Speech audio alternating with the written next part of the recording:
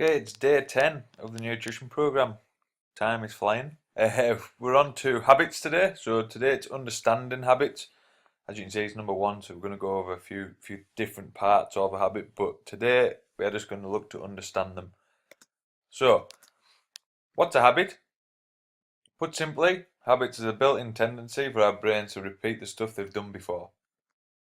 They are an evolutionary efficiency mechanism.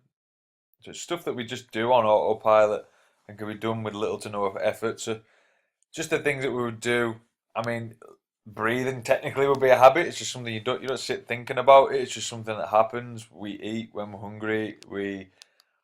When the light goes green when we're driving, we go. It's things that have become a habit over time of working at them and them just becoming part of our daily lives. They've got to be triggered.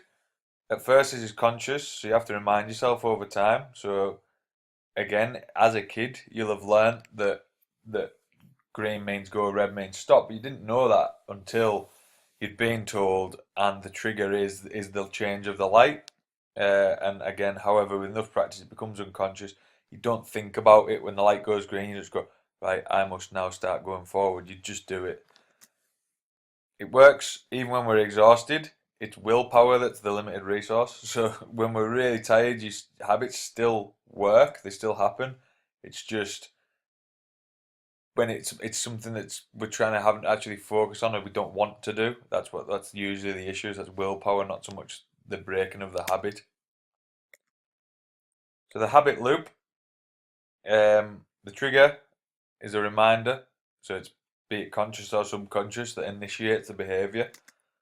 The action is the behavior itself. So the action you take from that trigger. So again, the trigger will have been the change of the light.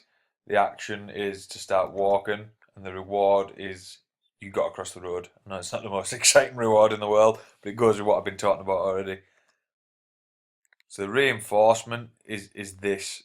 It's that reward. So the reason why we keep doing it is that there is a benefit to it. If you didn't start walking when the light changed, you'd still be stood there now, 10 years later. Like it's learning from these habits, it's learning from this reward, this trigger action reward, and then it becomes something that we'll do without even thinking.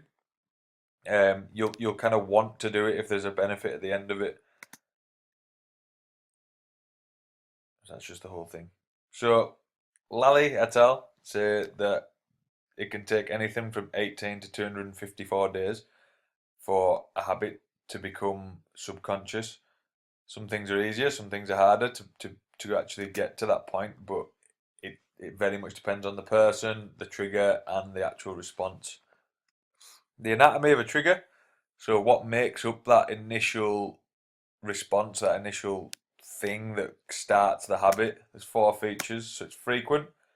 It takes time for things to become habit, and they have to be performed in a consistent context for the loop to get ingrained. Automatic. So, habits are the stuff we do almost entirely on autopilot. They take little to no effort. In fact, they often crop up when we're exerting effort on other things. So they tend to just become something that will happen just automatically. It's not, there's no real thought process to it that you realise.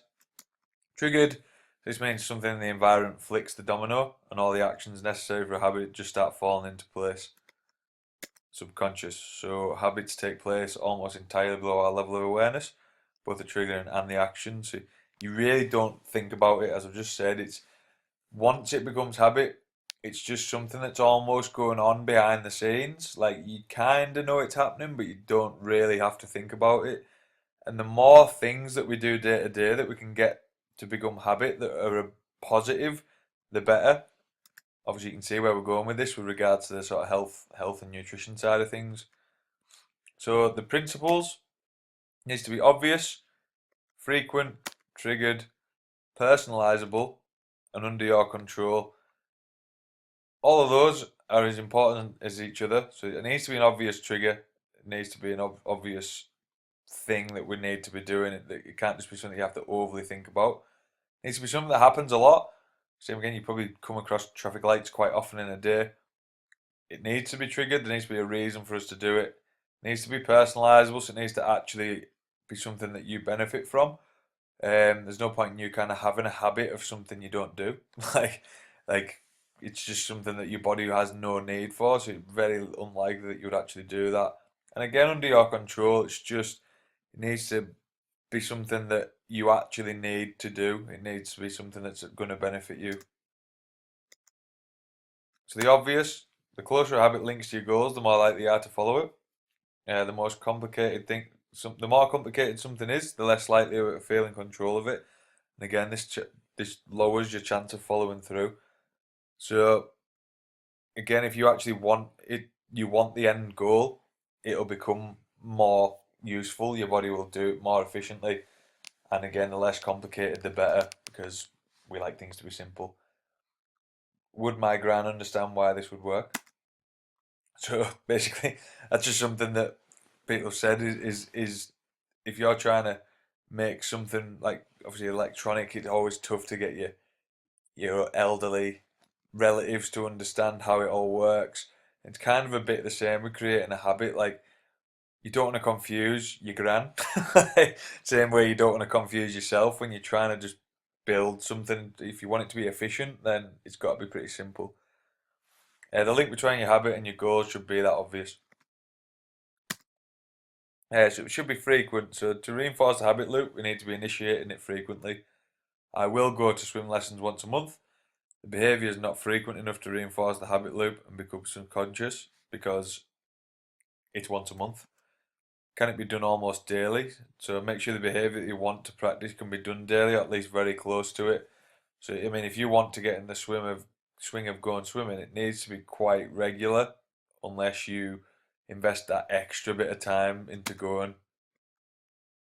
Habits by definition are actions triggered by something in the environment, so physical or social. No trigger equals no habit because they would never have a reason to happen. If it's subconscious, it needs that trigger for it to start happening. Otherwise, you'd have to think about it. Then technically, it wouldn't be a habit. Piggybacking, so using the existing behaviour, action or trigger, to be your new habits trigger, otherwise known as habit stacking. So can it be triggered? When will I do this? After/before the current habit, I will new habit. So after I have gotten into going to the gym, I will get into swimming. Like it's the follow-on effect. Same with like kind of food. You could say after I've got into prepping my food more, I will then up the protein intake of the meals. So here's a couple of examples. Before my morning shower, I will do 10 press ups. More on this in Habits Lecture 2. As I say, there is a bit more work on this to go. Personalisable, we must be 90 to 100% certain we can achieve our habit on a daily basis, otherwise there's no point because it'll never become a habit, and as I said before, it'll be something you'll have to think about rather than becoming something that you just naturally do. We all have different ever-changing circumstances and thus must personalise our habits. So you might have a habit that suits a certain situation, so let's say it's to do with the kind of the gym and stuff, you get into that swing of it and then you get an injury, then you can't just keep doing what you were doing and having that habit take over. You need to kind of have the rest time, and that almost has to become the habit and doing your rehab work. This may mean making the habit smaller or larger. Can you modify it? So again, as I've just said there, I'm 90 to 100% confident I'll eat 40 grams of protein at each meal for the next 7 days. The frequency every day to 1 meal per day. The intensity 100 press ups to 10 press ups units, 40 grams of protein to 20 grams. So can you modify it to kind of fit as lifestyles, as daily life changes? Any variable to get the habit to 90% confidence. Controllable is the habit 100% under your control. The most important principle of good habit design. You need to be able to control it yourself. Otherwise, again, it just doesn't do what you want it to do. They can't rely on other people or other events to practice. It has to be you. It has to be you that creates these habits day to day. For example, sleeping 8 hours a night. What if you can't fall asleep? What if you wake up? What if your child gets sick? You can, however, control your sleep routine.